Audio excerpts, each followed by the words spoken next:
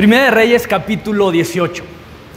Y la semana pasada terminamos el estudio de la historia de Josué. Así que simplemente quiero dar un par de semanas para que juntos podamos estudiar un par de temas específicos, ¿no? Que quiero que veamos y que aprendamos juntos y que crezcamos como ministerio y como iglesia y de manera individual, como lo estaremos haciendo el día de hoy. Sabes, creo que uno de los oficios que más se han desvirtuado, que más se han ido diluyendo a lo largo del tiempo, es el oficio de profeta.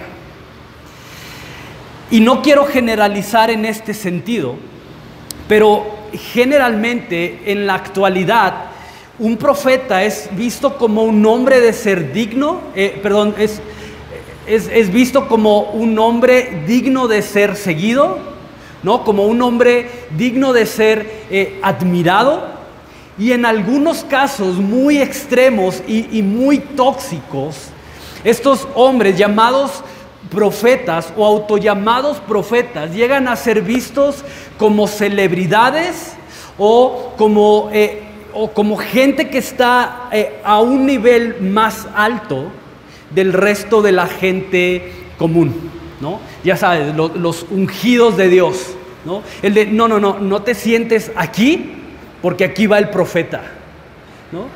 Todo el mundo comiendo en platos desechables, pero no, para el profeta la vajilla y el tenedor y el cuchillo de ¿cómo se llama esto? De plata, ¿no? Porque es el profeta, ¿no? Y abran paso porque ahí viene el profeta, ¿no? Pero en el pasado no era así. De hecho, si estudiamos a los profetas del Antiguo Testamento, vamos a encontrar con que el profeta era un hombre perseguido, era un hombre odiado, era un hombre excluido de la vida social, porque por lo general eran hombres con una visión totalmente opuesta a la visión popular. Y no es el tema, y tampoco quiero como que tomar mucho tiempo o detenerme mucho tiempo en esto, pero si tú analizas los mensajes proféticos actualmente, tienen que ver más con mensajes que giran en torno a una prosperidad, mensajes que giran en torno a un bienestar, a mensajes que tienen que ver con siembra uno para que coseches 100. O en la medida en la que tú siembras, es la medida en la cual tú vas a cosechar. Mensajes que giran más en torno a futuros mejores. Pero el profeta verdaderamente bíblico tenía como característica principal un llamado al pueblo para que dejara de buscar todas estas cosas vanas, todas estas cosas que no tenían un sentido, para centrarse más bien en la integridad de su adoración y en la integridad de su servicio al Dios verdadero como una prioridad. Es decir, el profeta era llamado, era levantado para hacer volver al corazón del pueblo al corazón de Dios. De hecho, eran tan celosos, estos hombres eran tan celosos, tan apasionados en su rol profético, que su celo muchas veces los llegaban a ser ofensivos y rudos en su tono y en su mensaje. Y puedes ver, por ejemplo, a uno de los últimos profetas, como lo era Juan el Bautista, diciéndoles a los fariseos: hey, generación de víboras, sepulcros blanqueados, ¿quién les enseñó a escapar de la ira venidera? Palabras fuertes, palabras que confrontaban al pueblo o a las autoridades o a quien sea que tenía que ser confrontado. Y esto es súper interesante porque aunque muchas culturas, no tan solo la cultura hebrea, sino culturas en general llegaban a tener sus propios profetas, el profeta hebreo era el único que se levantaba para denunciar a su propia nación cuando se desviaban aferrándose a la dureza de su propio corazón. Es decir, el profeta hebreo era el único que practicaba una autocrítica, señalando y diciéndole a su pueblo en qué estaba mal. Por esto nunca fueron populares, sino por el contrario, en muchas de las ocasiones eran torturados y hasta asesinados. Y puedes ver a Jeremías, puedes ver a Isaías, puedes ver a todos los profetas del Antiguo Testamento sufriendo en algún punto de su llamado este tipo de cosas por el mensaje que ellos venían y anunciaban. ¿No? Les llamaban mentirosos, les llamaban locos, les decían, no, ¿sabes qué? Tú no vienes de parte de Dios. Este profeta que nos habla bonito y que nos habla de un futuro mejor y que nos habla de que no, mira, no pasa nada, con que ofrezcas tus sacrificios en los templos, todo va a estar bien. Estos sí vienen de Dios. Pero tú que nos estás hablando de juicio y de destrucción, estás loco. Es más, agárrenlo y échenlo en una cisterna para que se calle. Y entonces, por eso uno de los principales señalamientos de Jesús en contra de los fariseos fue precisamente el hecho de que sus antepasados se habían dedicado a matar a los profetas, porque profetas nunca fueron populares, ni sus mensajes fueron recibidos con agrado y gozo. No eran atractivos para los oídos de las personas que se habían desviado. Yo quiero hablarte del profeta Elías. Este profeta que Dios levanta justo en medio de una temporada de rebeldía en la cual el pueblo de Israel se había desviado, siguiendo su corazón endurecido, alejándose y yendo a adorar a dioses, principalmente como lo era se me fue, quería decir Artemisa, pero no es Artemisa, es Acera y Baal, ¿no? El pueblo está en medio de una temporada en donde su corazón es endurecido y corren, y como siempre pasaba, cada vez que el pueblo se desviaba, corrían a la idolatría y a adorar a estos dioses, Acera y Baal. Y en respuesta a esto, Dios va a levantar a Elías como un profeta para confrontar al pueblo, pero principalmente para confrontar al rey Acab, quien es el séptimo rey que gobierna sobre la región del norte. Y no tengo tiempo de explicar eso, pero el territorio de Israel, curioso que la semana pasada terminamos de estudiar Josué y la repartición de todo el territorio, y hoy estamos hablando de un territorio dividido, ¿no? En el territorio del norte, y el territorio del norte más bien arriba, y el territorio del sur. Y Acab era el séptimo rey que se había levantado y que había gobernado sobre el territorio del norte.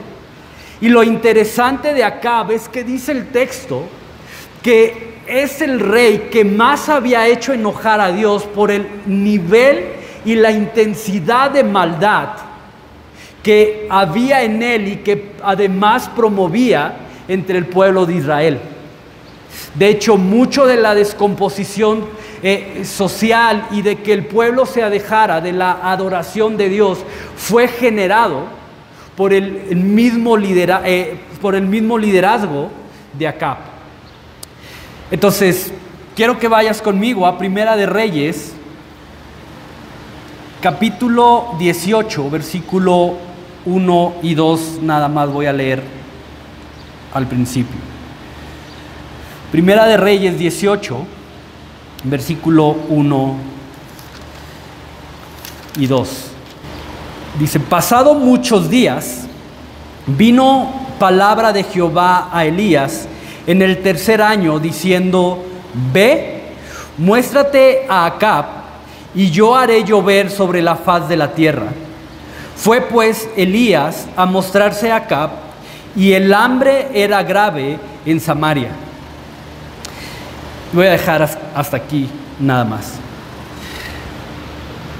Si conoces la historia, si estás familiarizado con la historia, sabes que la confrontación entre Elías y Acab no comienza aquí, sino 3 años atrás, cuando Dios le da la instrucción a Elías de que se presente delante de él para decirle que a causa de su rebelión, que a causa de la idolatría en la cual él ha llevado al pueblo, no llovería y por lo tanto comenzaría una temporada de sequía, lo cual terminaría básicamente hasta que Dios quisiera que terminara.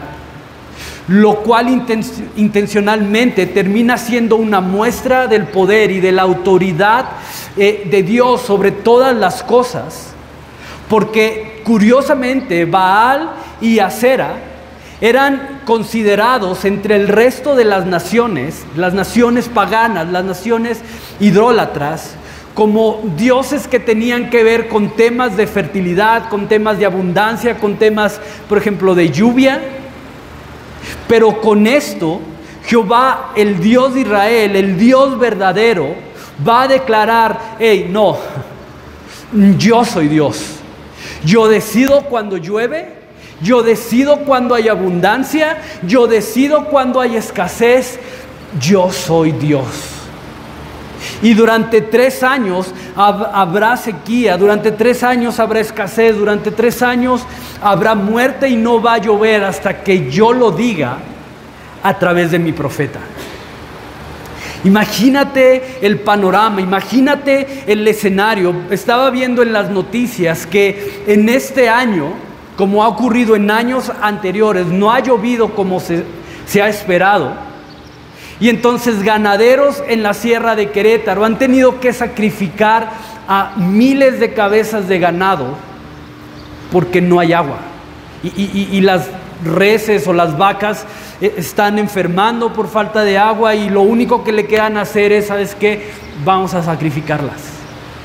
Ganaderos que no han podido, no ganaderos, sino gente que se dedica a la cosecha, ha perdido miles de pesos porque sus cosechas no han podido florecer o dar el fruto que se esperaba, simplemente porque la lluvia no ha sido la adecuada para una cosecha. Imagínate 3 años con escasez, 3 años donde ni siquiera se veía una posibilidad remota de que fuera a llover, ¿no? Aquí salimos y vemos el cielo nublado y ¡ay, va a llover! Mete la ropa porque va a llover, ¿no?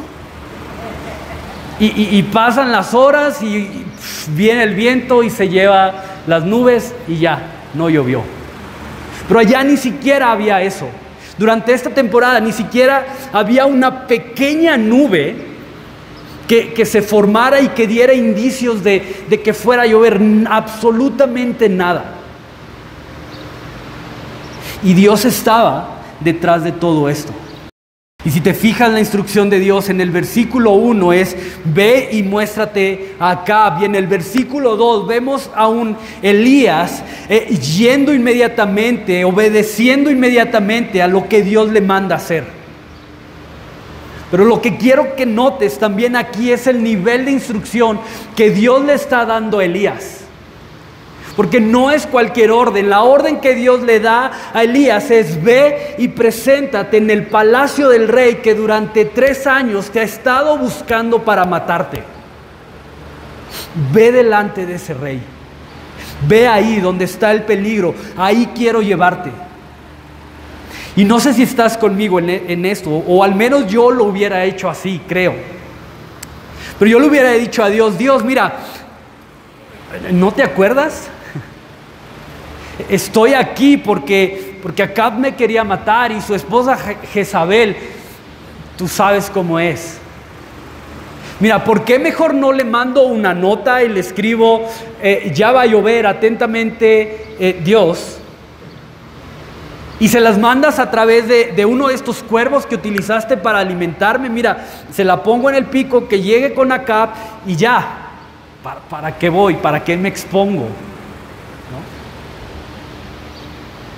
Pero no, el carácter de Elías ha madurado de tal forma que para este tiempo él se ha convertido en un hombre que ante el llamado, la instrucción de Dios, no cuestiona, no le ofrece alternativas a Dios de cómo hacer las cosas, simplemente va y hace lo que Dios le pide que haga.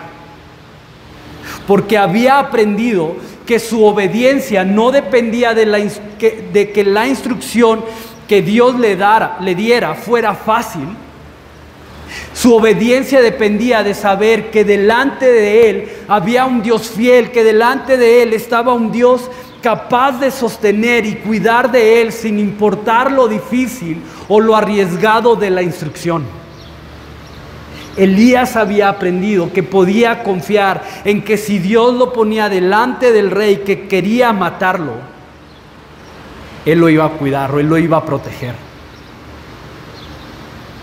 O simplemente Elías pudo entender que, ok, Dios, voy a ir, y si eso me va a costar la vida, adelante, yo voy. Heme aquí, envíame a mí. Y es increíble porque algo que jamás iba a experimentar Elías iba a ser la muerte. Simplemente dice el texto, y no sé cómo, no me pidas que te explique esto porque no lo entiendo, pero dice el texto que simplemente un carro de fuego viene, lo toma y Elías desaparece. Un hombre que durante 3 años tuvo que esconderse porque su vida estaba en peligro, es lo que no experimenta al final. Y si hay algo que yo necesito entender, es que mi obediencia a la instrucción de Dios no es auténtica hasta que no es probada. Y lo que realmente va a probar mi obediencia es cuando su instrucción, es cuando su orden se coloque en contra de mi voluntad. Cuando su orden se coloque en contra de lo que para mí es lógico, cuando su instrucción me lleve mucho más allá de lo que mi fuerza puede darme. De ahí que de repente la instrucción clara de Dios es: perdona al que te ha ofendido. Pero Señor, ¿cómo perdonar? Mira lo que me hizo, mira lo que me dijo, mira cómo me trató. ¿Cómo quieres que vaya y lo perdone? Sí, ahí es donde tu obediencia a mi palabra es puesta a prueba. Ve y lava los pies de esa persona a la que te cuesta amar. A esa específicamente quiero que vayas y laves sus pies. Señor, mira, esos pies que quieres que lave, te los catafixio por 10 más, pero esos no, porque tú sabes cuánto me cuesta. Prefiero trabajar el doble, el triple, el cuádruple y servir a otros que servir a esta persona. Exacto. Es ahí donde el Señor quiere llevarte para purificar, para transformar, para probar la calidad de tu obediencia a su voz. Entonces, ojo con esto, porque el condicionar nuestra obediencia solo a temporadas en que la instrucción es sencilla o agradable es frenar el que la imagen de Jesús sea formada en mí. Porque no hay nada que forme más el carácter de Jesús en mi espíritu que el ser obediente cuando la instrucción me va a llevar a morir a mí mismo. Padre, que no se haga mi voluntad sino la tuya.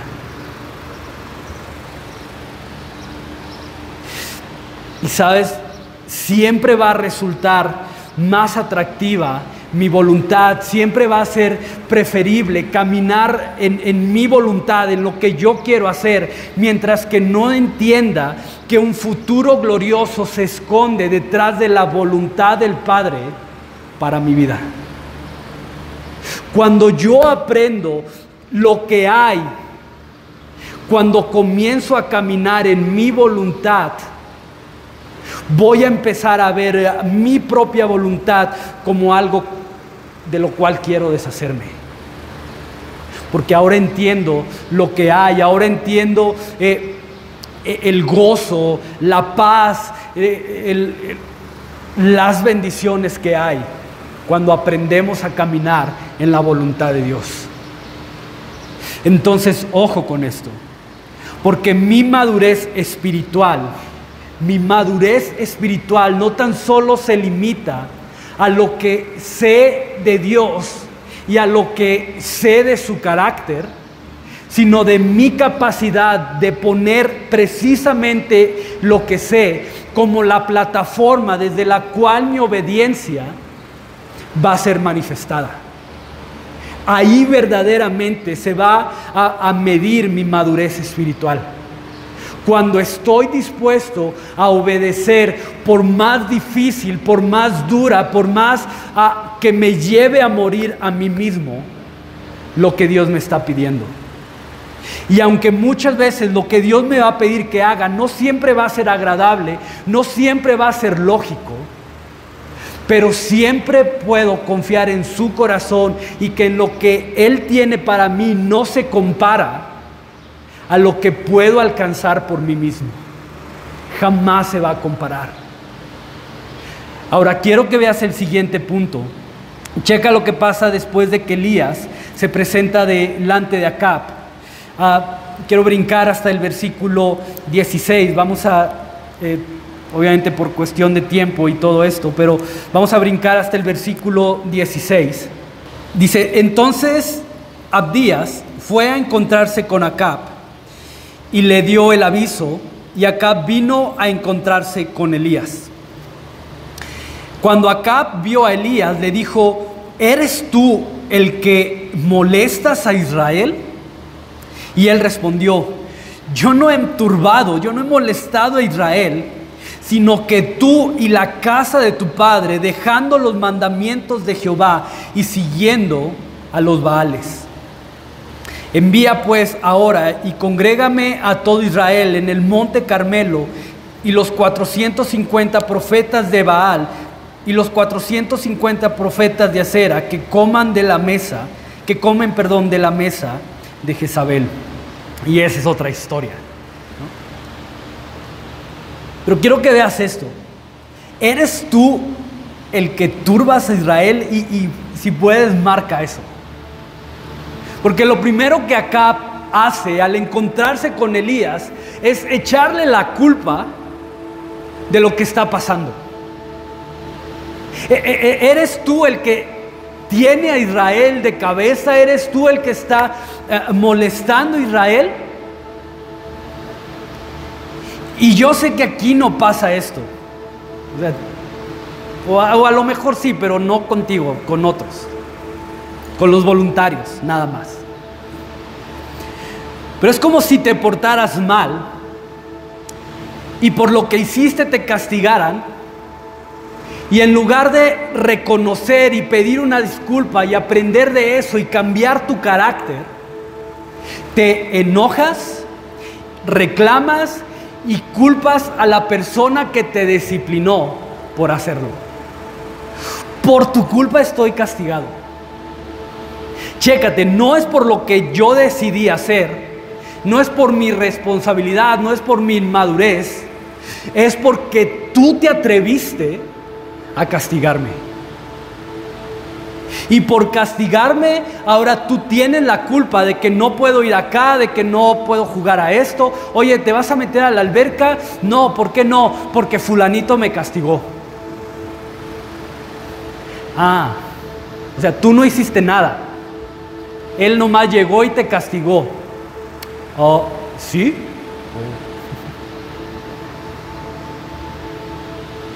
Y es literalmente lo que Acab está haciendo. Aún sabiendo que él y todo el pueblo bajo su liderazgo habían cambiado la adoración del Dios verdadero para ir y adorar a dioses falsos, y que la situación en la que se encontraban era consecuencia de sus actos, lo primero es buscar sobre quién echar la culpa por sus fallas. ¿Tú eres el culpable de esto? Y necesitamos llevarnos esto en el corazón. Porque Acab era judío. Acab era hebreo. Él conocía quién era Dios. Él conocía la historia y todo lo que Dios había hecho por su pueblo.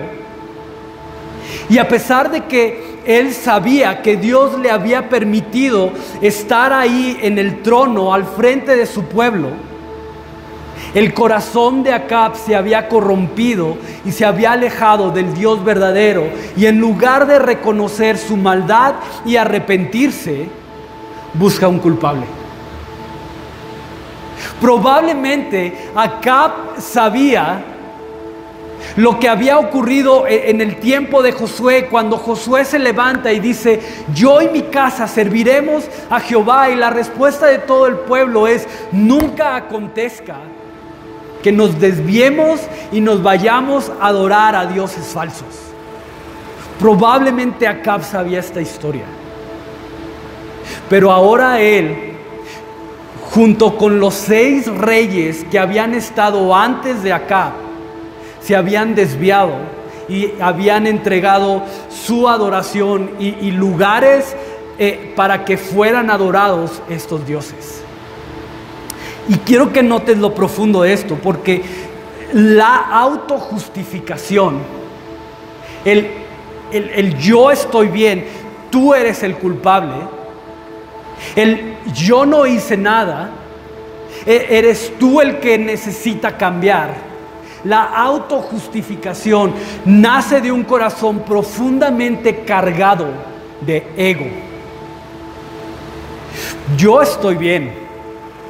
O sea, lo que yo estoy haciendo está bien. Son los demás los que tienen que cambiar. Son los demás.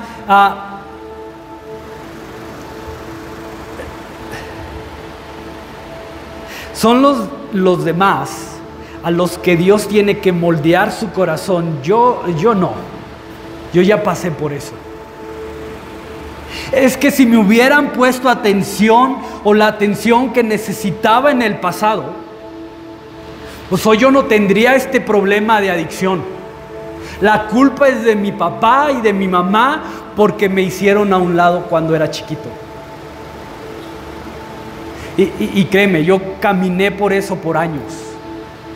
En mi corazón había un resentimiento y era mi justificante para victimizar ciertos comportamientos, decir: es que ustedes le dieron todo a mi hermana más grande por ser la grande y a mi hermana más chica por ser la chica, y como yo era el del medio, a mí no me pelaban, entonces por eso soy así. Es que si Dios cambiara a mi esposo, entonces yo lo trataría mejor. Y buscamos siempre cómo autojustificarnos. Buscamos siempre cómo echar la culpa de mis acciones, de mis formas, de cómo respondo sobre los demás, en lugar de ver lo que hay en mi propio corazón. Y ojo, no estoy diciendo que lo que hemos vivido en el pasado no tenga importancia o que realmente no hayamos sentido el peso de eso. No, las amenazas que tenemos por delante, las amenazas que hay a nuestro alrededor son reales. Y el dolor del pasado puede ser muy real y realmente puede llegar a afectarnos. Pero como siempre y como lo hemos estado hablando, o al menos yo personalmente hago un énfasis siempre en esto: el problema no es lo que pasa alrededor, el problema principal es lo que hay en mi corazón. Y quiero decir esto con cuidado para que no se malinterprete, pero las decisiones que tome hoy van a determinar mi posición en el futuro. Déjame repetirte eso. Las decisiones que yo tome hoy, independientemente de lo que me rodee, van a determinar el rumbo o la posición de mi futuro. Y ojo con esto, porque decisiones alejadas del consejo de Dios, decisiones alejadas de su palabra, sin importar a dónde me lleven, sin importar lo que hoy me den, van a terminar convirtiéndose en una mala decisión. Y es interesante porque Pablo tiene algo que decir referente a esto. Mira a dónde el corazón mismo de Pablo lo va a llevar. Vamos a Romanos 7 y no pierdas Reyes, porque ahorita vamos a regresar ahí otra vez. Romanos 7, 21. Romanos capítulo 7, versículo 21. Así que descubro esta ley, que cuando quiero hacer el bien, me acompaña el mal. Porque en lo íntimo de mi ser, me deleito en la ley de Dios, pero me doy cuenta de que en los miembros de mi cuerpo hay otra ley, que es la ley del pecado. Esta ley lucha contra la ley de mi mente y me mantiene cautivo. Soy un pobre miserable. ¿Quién me librará de este cuerpo mortal? 25. Gracias a Dios por medio de Jesucristo nuestro Señor. ¿Quién me librará de este cuerpo mortal? Y el 25 es lo que corona todo. Gracias a Dios por medio de Jesucristo nuestro Señor. Entonces chécate, porque un corazón que adora y sirve a Dios, un corazón que se deleita en Jesucristo, es un corazón que tiene como prioridad reconocer su propia maldad y su propia necesidad de Dios. Y antes que ocultarlo o que cargar sobre otros sus culpas. Y yo no sé qué temas traigas hoy en tu vida, pero si te fijas, es increíble que lo que Dios va a hacer es confrontar a Acab y a todo el pueblo con el propósito de que se arrepientan y dejen su pecado y regresen nuevamente a Dios. Porque restauración siempre va a venir después de que asumamos nuestra culpa y tomemos nuestra responsabilidad por nuestras acciones. Y solo quiero regresar a Reyes para terminar viendo este detalle. Ve a Reyes nuevamente, versículo 36. Vamos a dar otro brinco grande en la historia. Y mira lo que dice ahí, Primera de Reyes 18, 36. Cuando llegó la hora de ofrecerse el holocausto, se acercó el profeta Elías y dijo: Jehová, Dios de Abraham, de Isaac y de Israel, sea hoy manifiesto que tú eres Dios en Israel y que yo soy tu siervo y que por mandato tuyo he hecho todas estas cosas. Respóndeme, Jehová, respóndeme para que conozca este pueblo que tú, oh Jehová, eres el Dios y que tú vuelves a ti el corazón de ellos. Entonces cayó fuego de Jehová y consumió el holocausto, la leña, las piedras y el polvo, y aún lamió el agua que estaba en la zanja. Viéndolo todo el pueblo, se postraron y dijeron: Jehová es el Dios, Jehová es el Dios. Chécate la misericordia de Dios operando aquí. Porque para Dios hubiera sido bien fácil dejar al pueblo simplemente que murieran en su pecado y levantar otra nación, levantar otro pueblo. Pero el amor de Dios no puede separarse de la verdad, y solo la verdad nos hace libres. Y en medio de una temporada de rebeldía, en medio de una temporada de pecado, Dios muestra y se ofrece a sí mismo para que regresen a Él. Y sabes, Jesús lo cambia todo.